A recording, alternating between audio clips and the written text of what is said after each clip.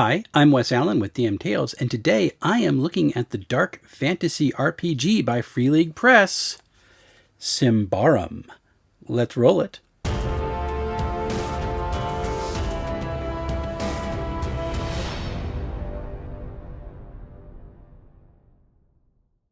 So Symbaroum is a full-size book, 8.5 by 11.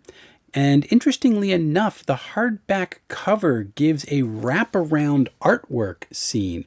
So it feels like a throwback to old Advanced Dungeons and Dragons and like the trampier cover on the AD&D Player's Handbook, which is really nice. Even the spine is included. It becomes a pillar in the scene that the characters find themselves in, which I really appreciate. I like it. And the interior pages do not have artwork. However, they did choose a nice forest green for it, and that's indicative of the setting because a large ancient forest is very much looming large inside the world of Symbaroum. So it's a nice touch. I enjoy it. The cover art for the book is very dreamlike and ethereal, and this is indicative of the artwork that's found throughout the entire book. This is a good example of what you're going to encounter. The book is 266 pages, although the last numbered page is 261. The last spread with user content on it is actually the front and back of a character sheet, which is a nice design because it lays flat and is very easy to scan. And then once you scan the different pages, you just make it a two-sided PDF and it prints out fine. Not really necessary anymore, just because you can go on the internet and download a PDF of a character sheet, which is probably fillable. But it's a nice touch, and it shows that the designers were wanting to make this book a very usable tome. I do like that attention to detail. This is a very nice looking book. The body is a serif font, very distinct looking, usually presented in two columns. The heading fonts are going to be a serif font, very heavy weight, and then the lower level fonts are going to be a distinct sans serif font with a kind of rust look to it. All in all, the combination of the feel of the book is very, very readable. A nice touch in the book is that it uses call-outs to highlight different levels of immersion inside the game. Block quotes are presented, which reveal different passages of books that are written in world. And then a really nice touch is the different inscriptions that are found that are apparently brought back from researchers inside the grand forests that are part of this world. And they're done in cuneiform, which is kind of cool, with suggested translations for it. And I did ask one of my friends who can read it if it actually made sense, and he went, kind of. So they're not just throwing things out there, they're trying to create something that at least can make sense if you know what you're looking at. And that's kind of cool. Tables are very clean. The heading row is black with a white text in the background. Really, really nice. And then there's alternating row colors for different rows inside the table, and a very nice thin dividing line. Very distinct and easy to follow across. If there is a subsection inside a table, that is going to be done with a joined cell that goes the span of the table, and it will be black with white text. All in all, it's a very readable design, and it is functional and pretty, but it gets out of the way. It's just there when you need it, and I appreciate it. The tome itself is broken up into books, and it's a neat design because each of the different books covers a different aspect of the game. They are the world, the player's guide, the GM's guide, and then adventures. Each book opens up with its own two-page spread. The left page will have an extended block quote that applies to that section or that book of the tome. And the right page is then going to have a distinct border, a small image, and the title of that book in a very distinct font. It's a good way to separate each of the books one from another. And they do some other cool tricks as well. Each of the books has its own decorative border over on the right side of the page that's going to change, not dramatically, but it will change between the different books in that tome. So you can always kind of look at that and get a visual cue as to where you are. Headings appear on the right page of the spread, and they are going to have the chapter title followed by the page number in the book, not the entire tome. The footer of the book is just going to have the page number for the overall tome. And so you have two ways of referencing where you are inside the overall Book of Symbaroum, depending on what you need at the time. It's an interesting setup. I am fascinated to see if it actually is useful, but it's a cool breakdown nonetheless. Chapter titles are also distinct. They are going to have a huge decorative font that's going to announce what chapter you are in. Then it's going to have a very large introductory text that's going to be separated between an upper and a lower border that is highlighted and separated out, that shows you you're beginning something new. This is often accompanied by some rather beautiful artwork, but not every chapter gets that part of the treatment. Interestingly enough, a lot of the chapters will start on the left page to allow you to open up to a really cool spread. The artwork will always appear on the right. As I said, the artwork is stunning, and it gives you this impression of being dreamlike and ethereal, just like the cover art. Almost like a watercolor effect, but instead of using the typical pastel watercolors, in this there's a lot of browns and greens and reds that give it this more earthy feel. Altogether, the way that the artwork is designed to give you a lot of detail, but also the impression of detail that you're not quite able to resolve, makes you feel like you're in a dream, that you're looking at something that's not real. Or maybe the people in Symbaroum are dealing with something that is not real. And the foreboding that accompanies a lot of this art makes you think that maybe this dream is not so good. It is really immersive, and it's just utterly beautiful. So as with, I think, all of Free League's games, the World of Symbaroum is actually baked into the system. Book 1, from pages 1 to 55, is really just a gazetteer describing the world in which this game is meant to take place. And it consists of certain people groups. You have the Kingdom of Ambria. These are refugees from the south. Their kingdom had an extended war against a Dark Lord, apparently a necromancer from reading between the lines inside the text.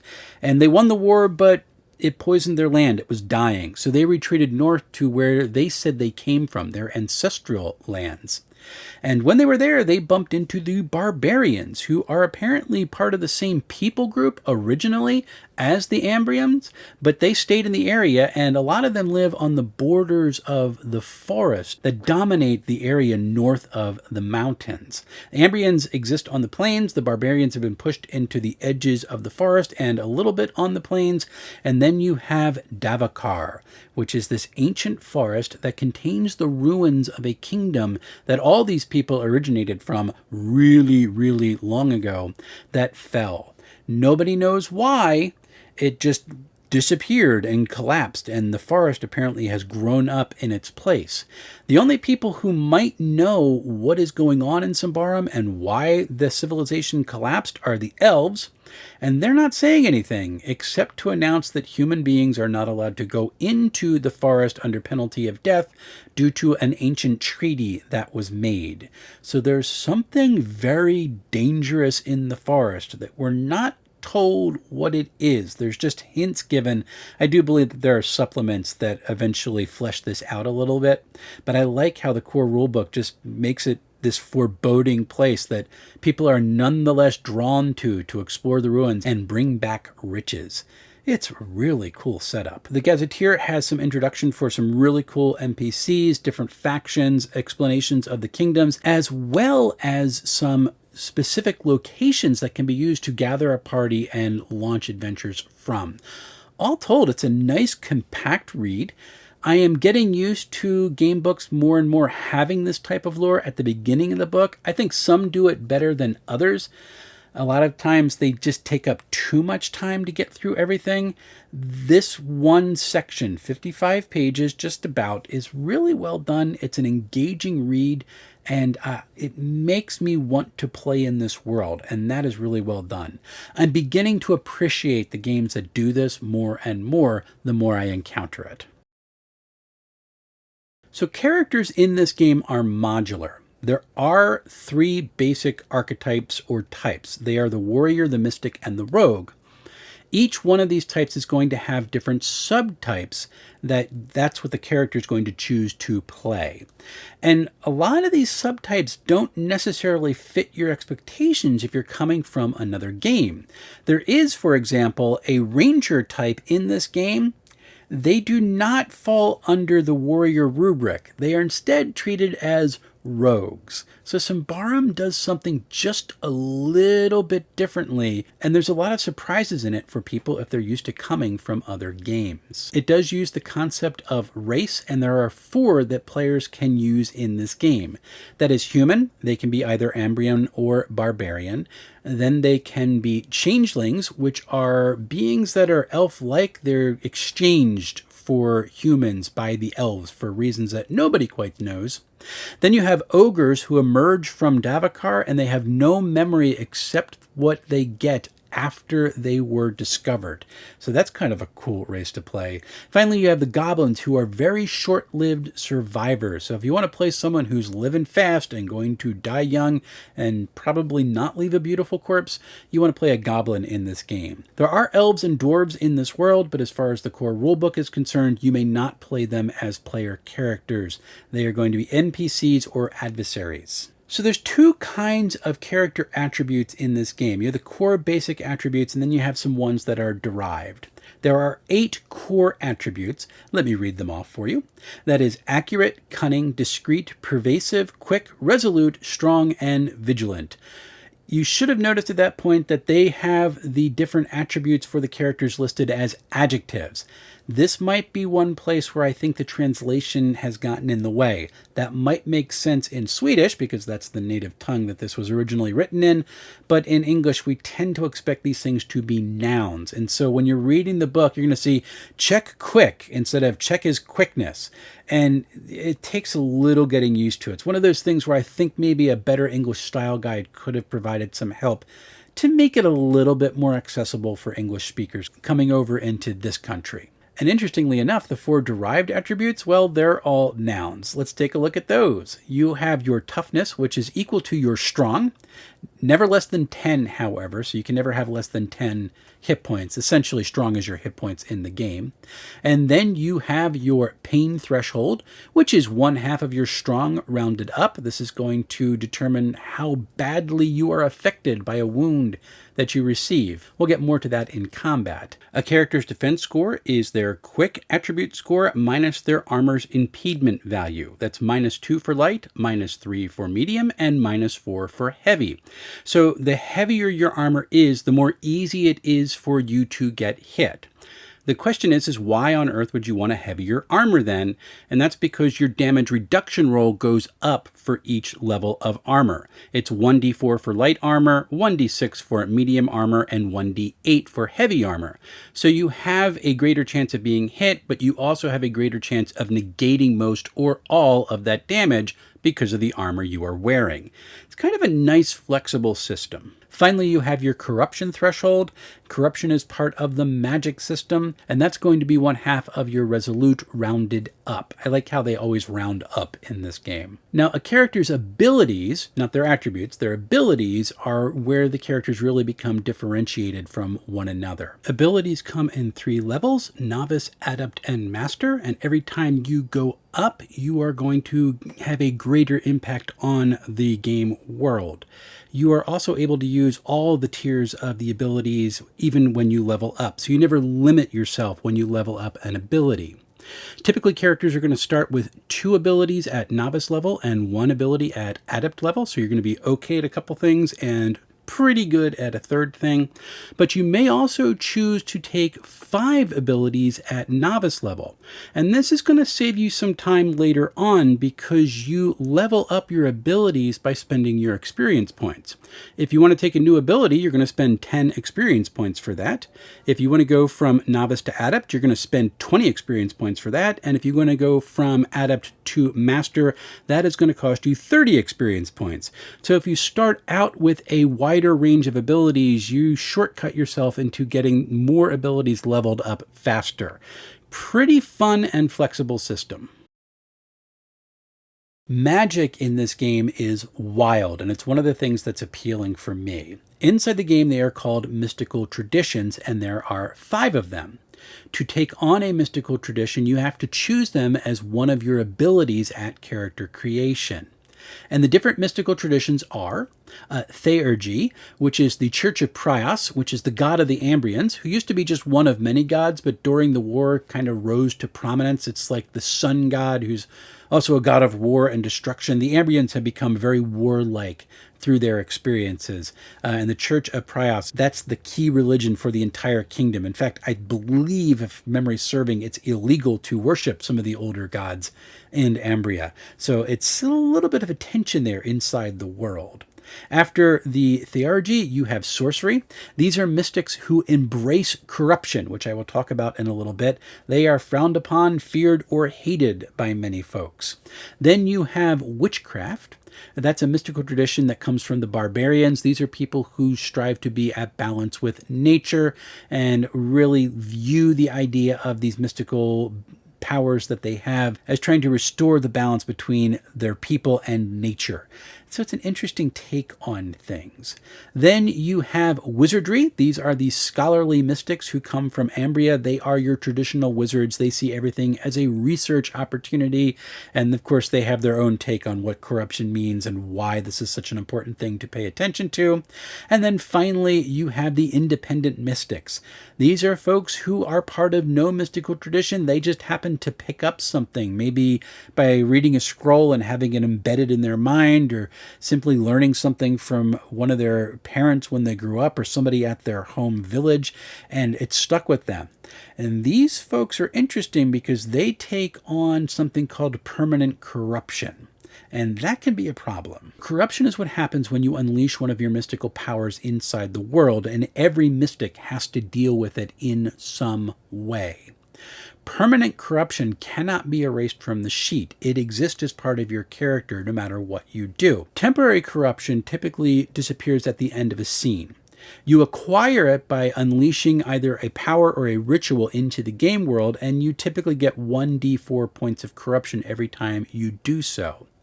This can be problematic because as you grow in corruption, say you're in a multi-tiered battle and you have to unleash several powers inside the world, your corruption threshold keeps getting higher and higher. At 1 point of corruption or higher, you are going to be able to be detected by witch sight. Someone can look at you and say, you are a mystic. You use these powers. When you get to your corruption threshold, you're going to have some sort of stigma that is applied to you. It can be everything from your skin changes color to you grow antlers, your hair frizzes out. Anything that is colorful that's going to change your character. It's not necessarily going to have a mechanical impact on the game, but it's going to reveal your character as a mystic, which can be dangerous depending on your setting. Stigma that comes from temporary corruption, that's going to disappear after about a day. But if you build up enough permanent corruption in your character, whatever stigma you get, that's just going to stay until you find a way to break that permanent corruption on you, usually by a ritual, by breaking a bond that's given it to you. It's an interesting system, and I like how it makes magic dangerous without being too awful. Finally, however, if you reach a corruption level that is equal to your resolute score, your character becomes an abomination, turns into what is known as a blight beast. They are lost. There is no recovering them after that. They may look human, they may look like a barbarian, they may look like an Ambrian, they may look like a changeling, but they have become bloodthirsty, destructive killers who have totally given in to the corruption of the power. And so you need to balance how you're using it. All cool. The mystical abilities are all linked to particular traditions. So say, for example, you are a Theurge and you take an ability that is part of your mystical tradition. When you learn it, you are not given a permanent point of corruption. You can learn both abilities and rituals which come from other traditions, but when you do so, you gain a point of permanent corruption. And if you are an untrained mystic who has learned these abilities or rituals, then that corruption is just staying with you no matter what. It makes, again, magic is sticky, it's dangerous. You're dealing with forces that are pretty much beyond your control, and the best you can hope to do is mitigate the effect that it has on you, and that's what all the mystical traditions are designed to do. Pretty cool stuff, and it's one of the most intriguing aspects of the game. Now, the core mechanic of the game is a roll under system. You roll a d20 and you're trying to meet or get under your appropriate attribute score. Your target number can be modified by things like a difficulty level, the target's defense score, the target's ability that is directly contradictory to what you're trying to do to them. And the way different challenges are written in the book, it's always going to be a square bracket with the character ability first, with an arrow pointing towards the character ability, followed by the target ability. That's if you're trying to bribe a guard or trying to sneak past them. It's going to be the character's cunning modified by the guard's vigilance, something like that, for example. The way formulas are written in the book is always going to be with the character ability first, with the modifier going to be the target. Now, here's the problem. That's great if the character is trying to do something to some character, an NPC or a creature. What happens if they're a target of the ability? Well, in that case, you just flip the way the formula works. It's going to be the character's score modified by the creature's score. It's a little bit confusing, and the reason why they do this is because inside the game, a GM rolls no dice, so that you can't just modify it the other way and have the GM roll for it. And so the formula has to change in order to reflect that reality. The other thing people might need to get used to is that when you are doing modifiers inside the game, it is not modifying the dice. Modifiers typically are against the target number. So if you have a creature, an NPC, who is going to give you a -4 modifier inside the game, well, that's a little bit of a problem because that's going to change your character's score by 4 negative. It makes it harder to roll under. And that might be something for players to get used to, because if you look at a modifier chart, the lower number for ability scores is going to give you positive modifiers, and the higher number for ability scores is going to give you negative modifiers, because you want your target number to be higher, not less. Again, it takes a little getting used to, but once it sinks in, there's a lot of cool stuff to be had. For folks who might be familiar with Holmes' basic Dungeons & Dragons, you're going to be familiar with how initiative works in this game, because initiative works based on quick order. Whatever your quick score is, that's where you're going to go, and characters with higher quick scores are obviously going to go before characters with low quick scores. If you have a high quick score, you can choose to go a little lower inside the order, but as soon as you choose where you're going, then the initiative is locked. It does not change round by round. If you have two characters who have the same quick score, you actually then compare their vigilance scores, and if their vigilance scores are the same, then you roll a d20 until somebody gets a number higher than the other, and that is your initiative order. There are certain actions that you can take in a combat round. One is a combat action, which is going to be one of the most common. That is to attack or to render first aid to a character who has been downed. The other is a move action, and this can be everything from actually moving up to 10 paces, changing out your weapon, or drinking an elixir so that you can heal yourself.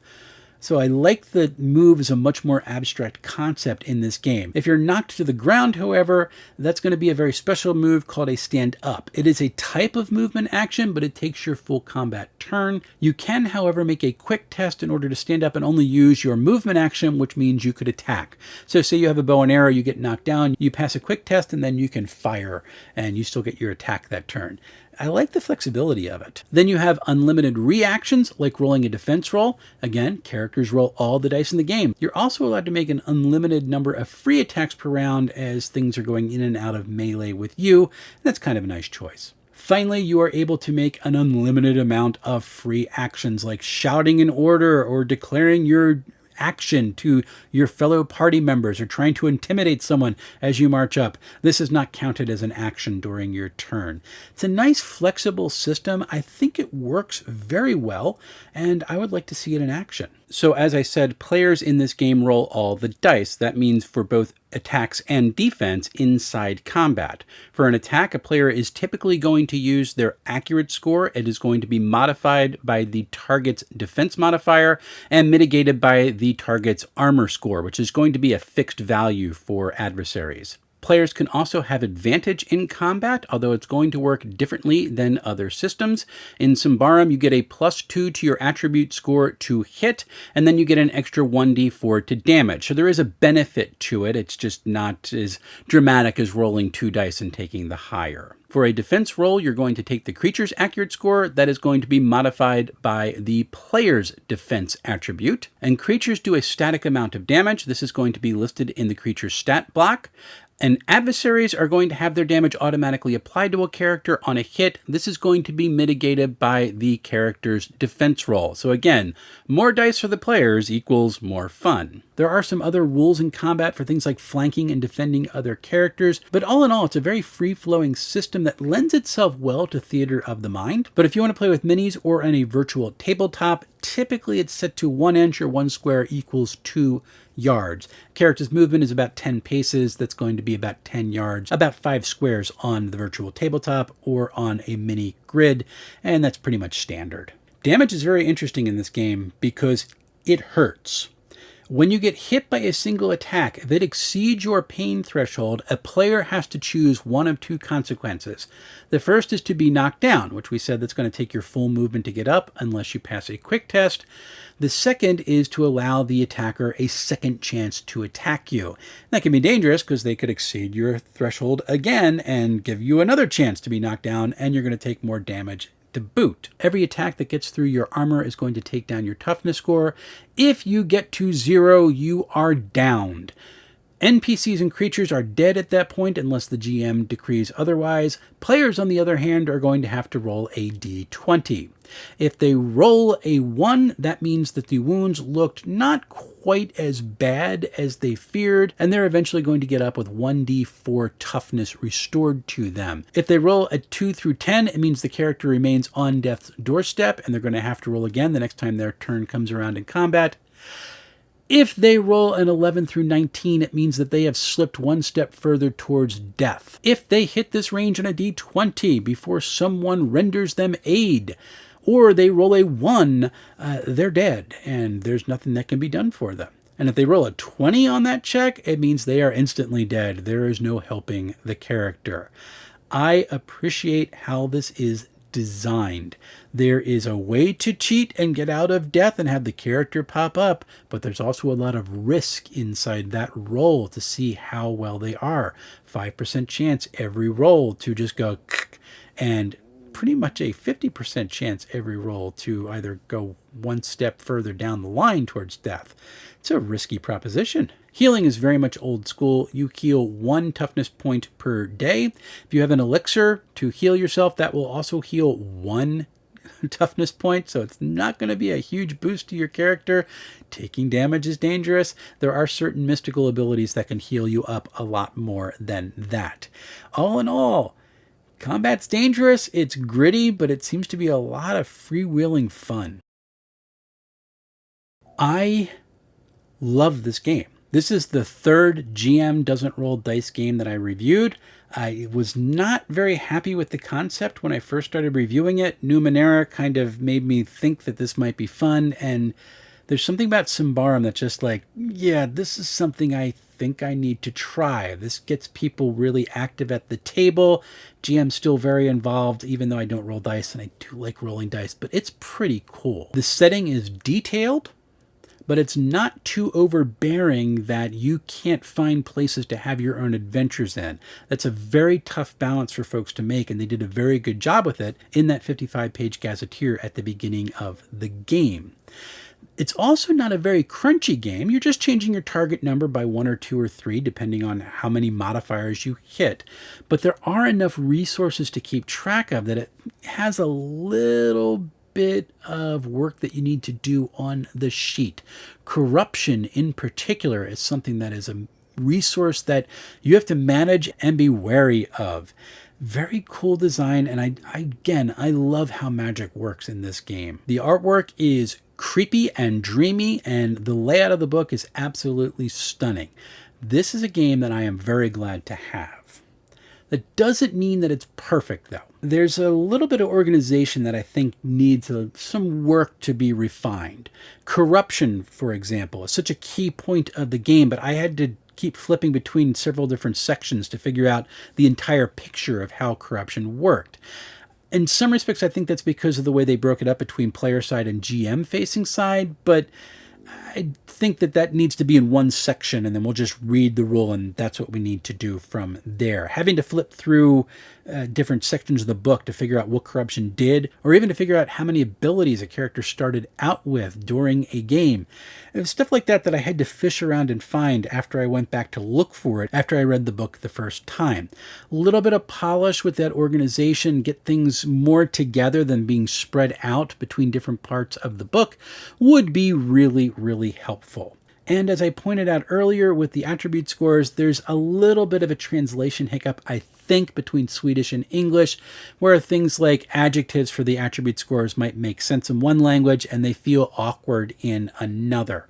A style guide would really help improve the writing of Symbaroum and make it a little bit more common English or feel a little bit more natural to the language that I'm reading the book in. It is not inaccessible by any means, it just takes a little getting used to seeing an adjective there where my brain is expecting a noun. But what it comes down to is, this is a game that I really want to play, and if you like dark fantasy with some interesting mechanics, even though you might have to fish a little bit for what you're looking for in the book, this is a game you should consider playing.